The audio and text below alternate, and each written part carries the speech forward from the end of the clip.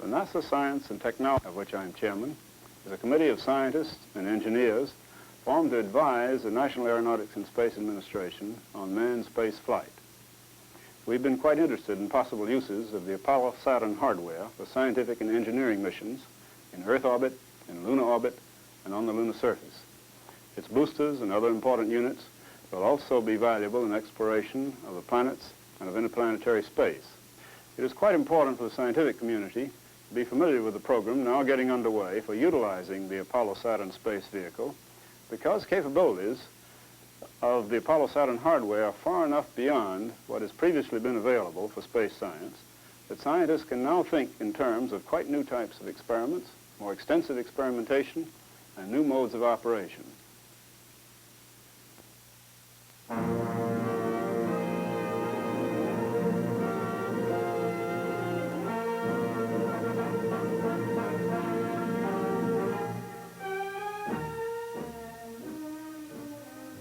The possibilities for the use of Apollo Saturn in science and applications lie in the capability for the manned lunar landing and in the versatility of the space vehicle.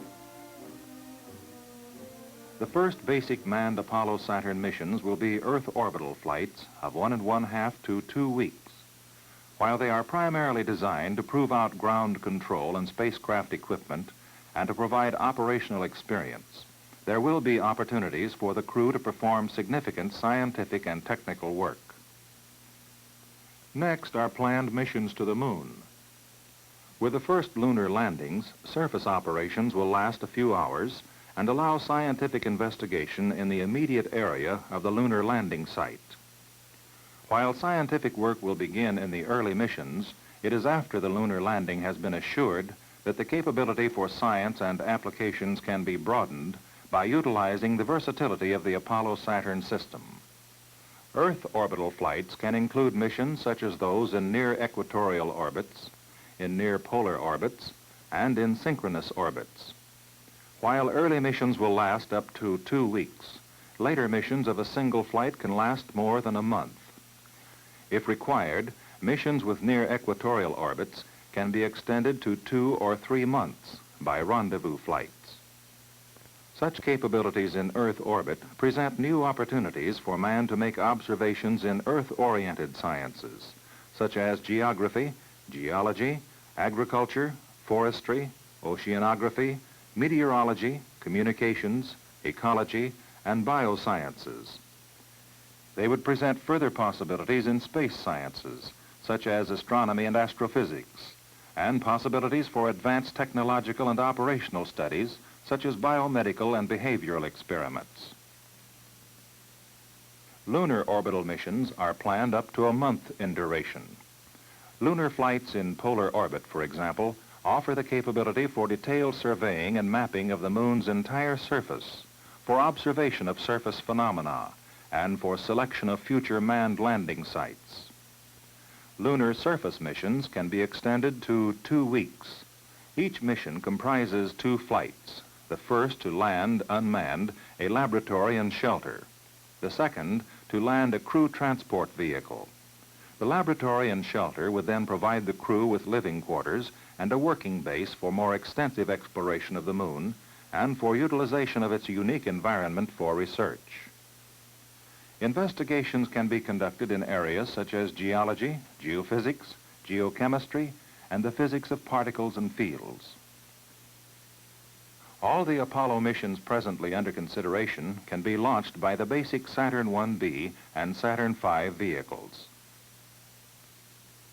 The 2-stage Saturn 1B can launch an 18-ton spacecraft into low Earth orbit.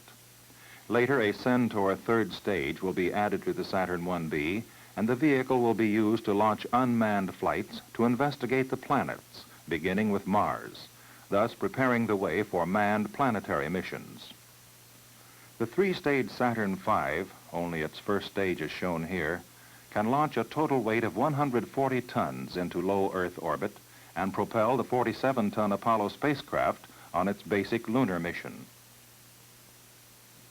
The basic spacecraft, designed for a nominal 14-day, 3-man mission, comprises 3 major sections: the command, service, and lunar excursion modules. The spacecraft provides both pressurized and unpressurized spaces available according to equipment needs. The command module houses the flight crew with their control and monitoring equipment. The service module houses propulsion and attitude control systems and space for scientific equipment. During the greater part of any mission, the command and service modules remain attached. The complete lunar excursion module consists of two stages, one for descent to the lunar surface and one for ascent from the surface. The descent stage contains propulsion, landing, power, and other systems. The ascent stage has, in addition to the crew's cabin, a propulsion system for launch from the moon, and systems for scientific work and for flight operations, including descent, launch, rendezvous, and docking. Presently, the command module provides 90 cubic feet of free volume for the flight crew with 3 cubic feet of storage volume to return to Earth 80 pounds of samples, tapes, films, and other scientific material from a lunar surface mission. However, the space available can be arranged to provide a volume of as much as 120 cubic feet and the return data weight to as much as 250 pounds for an extended 3-man Earth orbital mission, and to as much as 500 pounds for 2-man missions. Presently, the service module provides in one of its 6 sectors 210 cubic feet of unpressurized volume for scientific payloads. The weight available for mission equipment is up to 5,000 pounds. Additional unpressurized space can be made available in other sectors by reducing the amount of propellant tankage for missions not requiring the full propulsion capability. While volume and weight available can be increased for the command and service modules, it is in the lunar excursion module that the full measure of the Apollo Saturn space vehicle versatility can be realized. Presently, the basic lunar excursion module provides in the ascent stage 250 cubic feet of pressurized volume for the flight crew's scientific work and mission operations, and provides in the descent stage 15 cubic feet for scientific equipment. The equipment would include a limited number of scientific instruments and simple tools for geologic reconnaissance and sampling. However, in missions not requiring a lunar surface touchdown or launch, the landing gear and ascent propulsion system can be eliminated and replaced with scientific equipment mounted both in the interior and on the exterior of the lunar excursion module. Further, the descent propulsion system could be used for orbital maneuvers. Should the descent propulsion system not be required, it could be replaced by as much as 1,500 cubic feet of equipment. In addition, the entire descent stage could be replaced by a structural rack for mounting up to 3,000 cubic feet of equipment, as well as for supporting the lunar excursion module during launch. For the long-duration manned lunar surface missions, a basic lunar excursion module will serve as the crew transport vehicle, and a modified vehicle without ascent propulsion will serve as the laboratory shelter. Without the ascent propulsion system, the lunar excursion module laboratory could transport to the moon as much as 2,500 pounds of scientific equipment for the flight crew to conduct far-reaching experiments up to 2 weeks. Still, other kinds of missions may not require the use of a lunar excursion module. For these, the entire 5,000 cubic foot adapter section, which normally houses the lunar excursion module during Apollo Saturn launches from Earth, can be used to contain scientific equipment. Beyond this, the launch vehicle instrument unit can be used in future missions to carry unmanned ejectable spacecraft weighing 300 to 500 pounds. These craft, which would be ejected after Earth orbit is attained, could contain, for example, equipment for space physics experiments. In addition, the Saturn V third stage can be used in experiments. It could, for instance, provide a very large volume for Earth orbital experiments. To exploit the opportunities for science and applications in Apollo Saturn, a nationwide team is being established.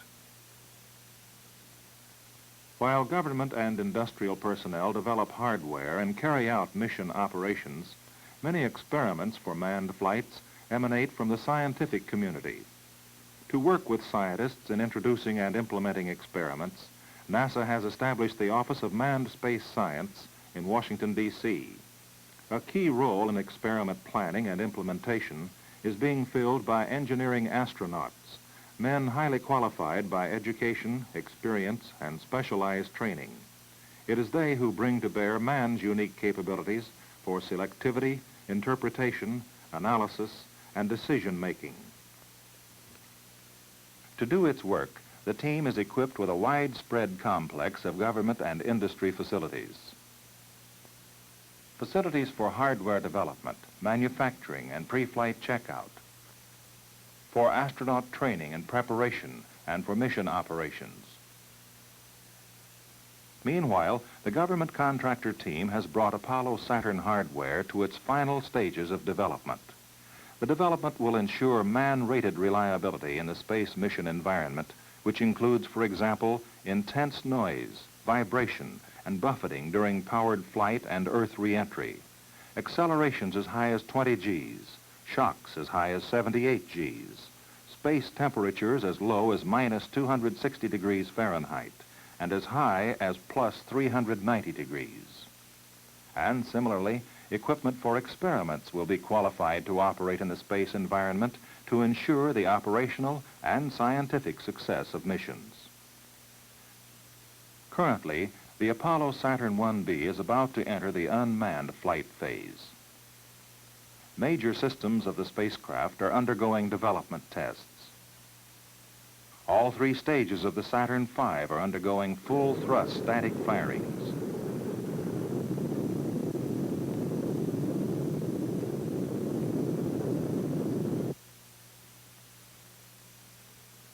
Simultaneous with Apollo Saturn development, operational know-how is expanding in Gemini and other programs.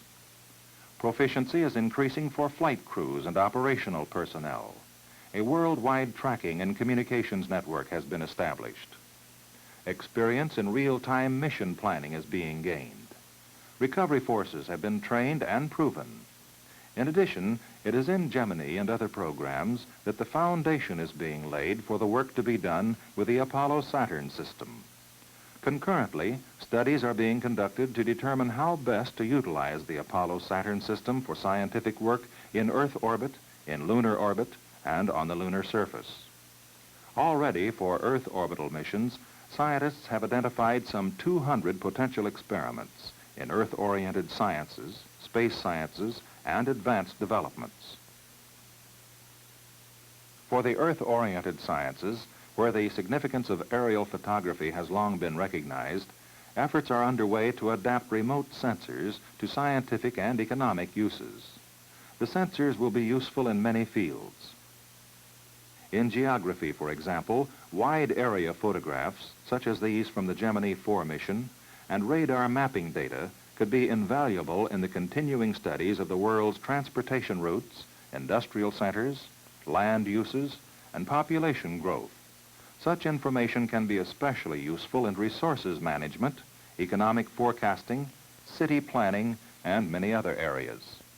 In geology, where aerial photography has already led to many discoveries of mineral resources, data obtained by manned spacecraft could further enhance man's ability to study his planet. For example, this photograph, shot from a manned spacecraft over a little-known area in Tibet, shows domes and anticlines which are potential oil-bearing areas. Further, other significant geologic areas, such as the Grand Canyon, here photographed from an aircraft at high altitude, can be investigated from an overall viewpoint, helping relate widely separated features. In agriculture, multispectral sensors can also indicate over large areas crop types, health, vigor, maturity, and distribution. The information could be useful in the forecasting and management of agricultural resources on a worldwide basis. In forestry, new data can be made available to assist in classifying large forest stands, detecting tree diseases and forest fires, determining conservation measures. In oceanography, there can be new data for use in current studies, physical oceanography, sea state, and marine biology. In meteorology, techniques can be tested for improved long-range weather forecasting. In addition, methods can be developed for monitoring air and sea traffic and for aiding in air-sea rescue operations. Additionally, studies are being conducted to define the space science experiments that can be performed in Earth orbit. Under study, for example, are designs for telescopes and other equipment to gather astronomical data free from atmospheric filtering and distortion. Still, other equipment can be used for studies of space phenomena. In addition, the technical ability for further space exploration can be significantly extended by utilizing Apollo hardware in Earth orbit. For example, various categories of engineering studies are being considered. These include, for instance, experiments with gravity simulation methods. For example, spinning two cable-connected spacecraft components to create artificial gravity. Other studies would include experiments with closed-loop environmental control systems and advanced rendezvous and docking techniques. Also being studied are methods for assembling large structures under weightless conditions. Biomedical and behavioral studies of man in prolonged periods in the space and spacecraft environment are being designed to measure his response to several weeks of weightlessness. The operational and engineering techniques which can be developed with Apollo hardware in Earth orbit would provide the basis for possible manned missions to land on and explore the closer planets. The studies directed at utilization of the Apollo Saturn space vehicle in lunar orbit have shown that the entire surface of the moon can be charted. Transient surface phenomena such as crater emanations can be observed. Unmanned surface probes can be deployed to sense surface phenomena in deep craters and on the far side of the moon. Selected areas can be mapped in much greater detail than has been possible heretofore, and future manned landing sites can be selected. Much of this work, as well as future studies of the planets, can be achieved by employing the multispectral sensing equipment and techniques used for observing the Earth from space.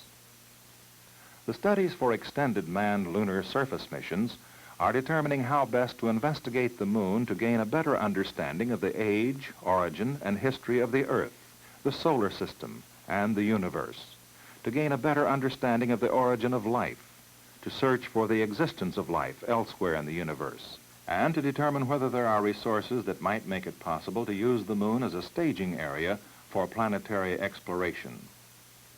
Consultants from the scientific community have recommended that the early objective should be to prove the validity of present models of the moon and to acquire new information about geologic features such as the maria, the highlands, and major craters. Prototype vehicles to traverse the surface of the moon are being developed to aid in scientific exploration. Equipment for preliminary sample analyses on the moon is under investigation.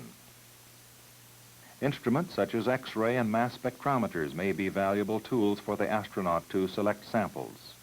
Drilling devices and logging probes are also under study to detect such things as subsurface water and to measure heat flow from the interior of the moon. Such efforts can prepare for future scientific stations on the lunar surface, similar in concept to scientific stations in the Antarctic. And future investigations may lead to manned missions to the far side of the moon. As one result of the studies, NASA has defined a number of Earth orbital missions. These mission plans are representative of a number of Apollo Saturn capabilities. One of these missions would be a 45-day flight in near equatorial orbit to study primarily biomedical and behavioral phenomena associated with prolonged weightlessness and to investigate solid liquid gas behaviors in zero gravity. The majority of the scientific equipment for these experiments is located inside the Lunar Excursion Module's ascent stage. However, other equipment, such as a cosmic ray emulsion and a magnetometer, are mounted externally. All experiment displays and controls are located within the Lunar Excursion Module cabin.